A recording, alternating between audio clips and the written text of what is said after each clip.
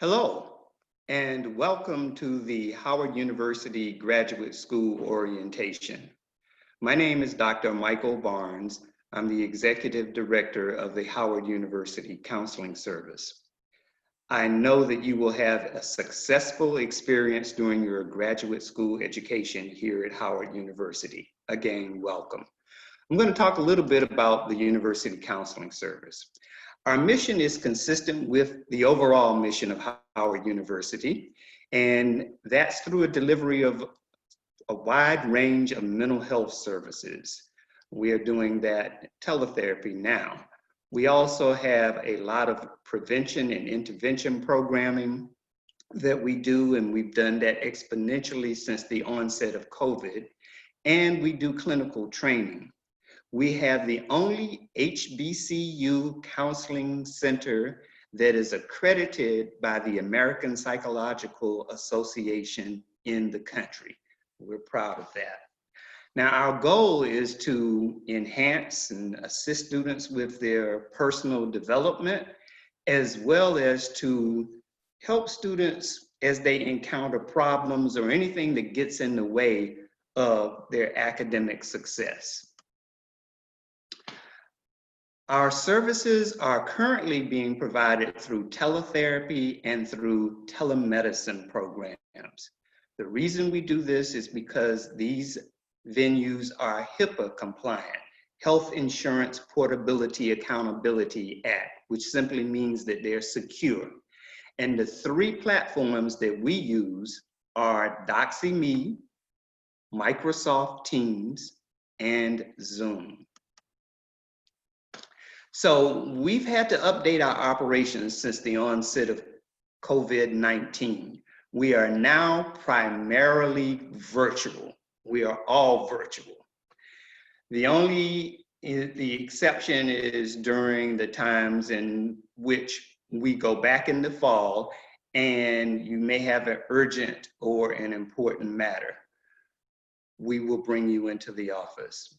We encourage students to the best extent possible during these times to remain calm, support one another, and to reach out when you need support. We want to take a second to recognize and acknowledge that there is an escalating, ongoing, continuing disturbance in the social justice in our society, and we support town halls, meetings, and programmings that address these issues. So how do you get services? In the fall, when you come in, if you are living in DC or you're housed in DC, you may call or email to request services. We require that you complete a consent for treatment form. This legally allows us to engage in treatment with you. And we want you to read and acknowledge all the roles and responsibilities for the therapist and the student. So what do those responsibilities include? For the therapist, it includes confidentiality and maintaining your privacy. There are rare exceptions that we will breach that. That's in case of imminent harm to yourself or you're imminently harming someone else. For students who are coming in, we ask that you secure a calm, quiet, private place for your appointment. Therefore, you can ensure your privacy and security. Now, we have some students who may live in Maryland or Virginia or surrounding areas and who may commute to classes. You can still call or email to request services at the counseling service through our main number, but the teletherapy sessions are done primarily with permission from the state that you're in. Because of licensing requirements, and they've been modified now, we have to inquire permission from the state in which you're in if you're not in DC, since the university is DC based. So this may take a few transactions and they may only allow us a time limited degree of sessions, but we can renew those. Again, we're going to have you complete the consent for treatment form. read and acknowledge the roles and responsibilities for the therapist and the student, and they're essentially the same as if you were in DC. But for us, the therapists, we do have to request that permission, and we will maintain confidentiality. There are a couple of states that require the student to submit some information, and we can discuss that further. And again, we may require your assistance to confirm that we are supplying services for you, and always find a quiet, private place for your appointment. Okay, please remember to complete all of the fields on the consent for treatment form, and we like an emergency contact, a person or persons whom we can contact in case of an emergency. Now, because we are virtual, the calls that we make, the video sessions that we have between one another are not, let me repeat, they are not recorded. This continues to maintain your privacy and confidentiality. Also remember that electronic communications, video communications, are not 100% reliable. They are unstable and unreliable at times. So this means every now and then a connection may be lost. If you're on a video call session or appointment and you lose connection with your therapist or your provider, just wait a couple of minutes and your provider will call you back. Because you've lost a connection, it may take a few minutes to reconnect. So there may be cases in places that you may be commuting from, but this would be rare, where we cannot legally provide you services. So what we'll do is make a referral, first and foremost, to the university's insurer. These services are free. These services are at no cost to the student whatsoever. And they're provided by our insurer, United Healthcare, our student resources.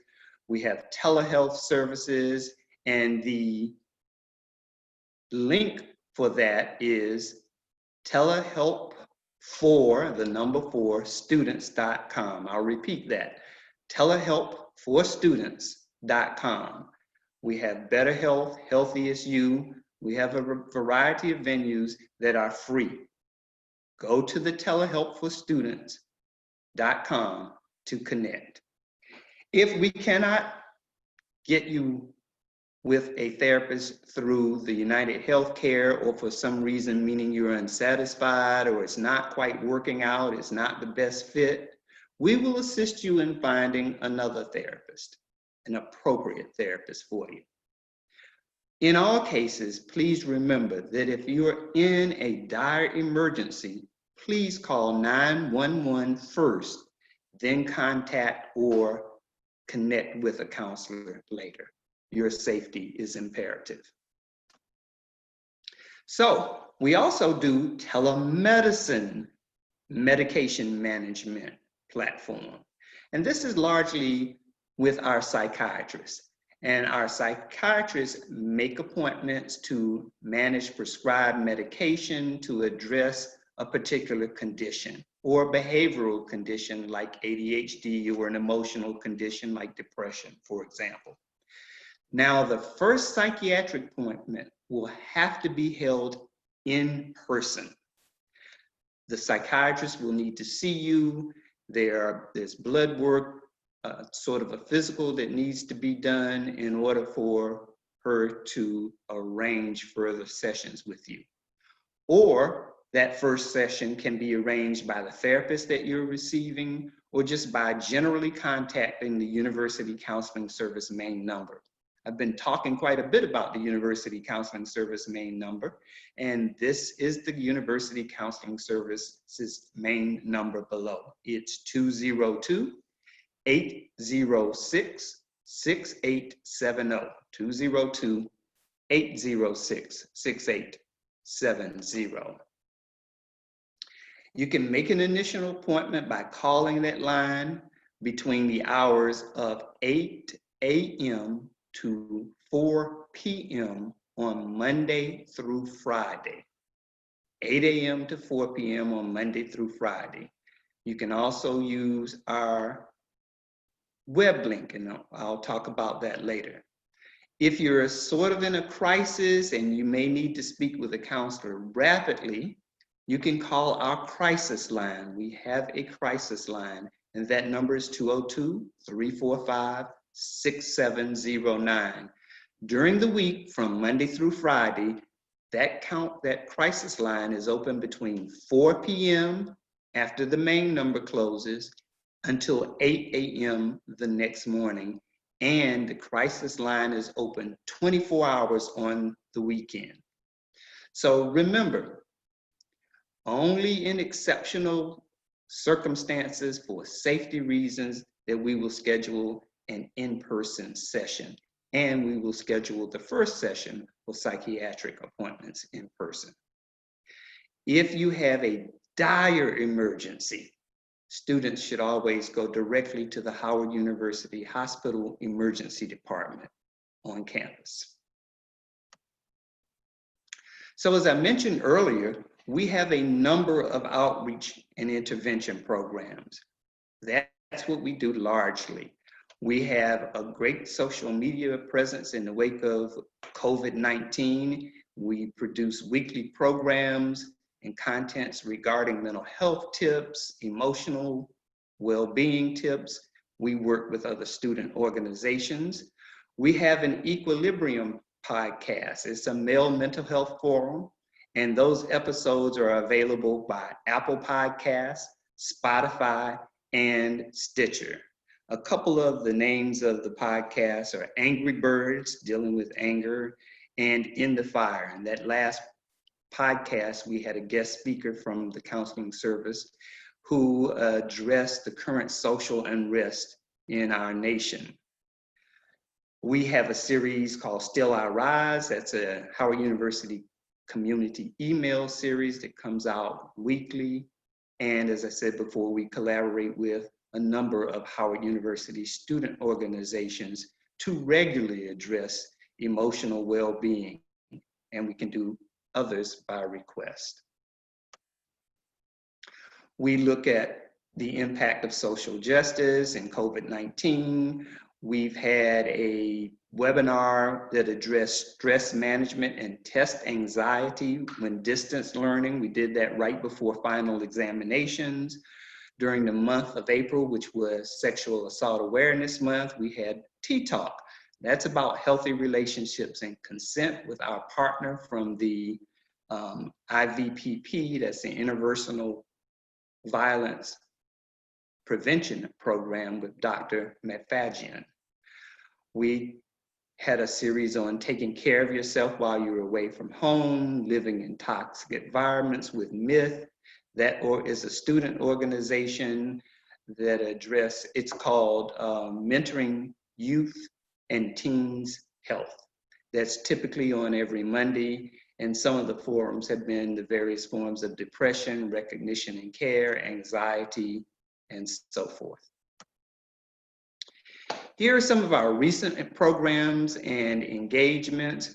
We have Live at 5 with Dr. Desilu that started on April 24th. In fact, today is June 10th as I'm recording this, and she has a program that will happen at 5:00 p.m. We had one on HBCU mental health in the age of COVID, and we worked with other HBCUs who are experiencing and obviously going what we're going through. And it was a very vivid conversation. Some of the HBCUs were Wiley College, Tennessee State, and Alabama A&M, and how it was represented. And then most recently on May 27th, we looked at mental health in the Black community in the age of COVID. And we have a number of scholars who were able to address that. As I said before, we have a number of social media platforms. You can look for our programming, our intervention, our information to be on these platforms. We're at Instagram Twitter, and YouTube. I want to thank you for choosing Howard University. And again, I know you will have a super successful and wonderful graduate experience here in the Mecca. Thank you again.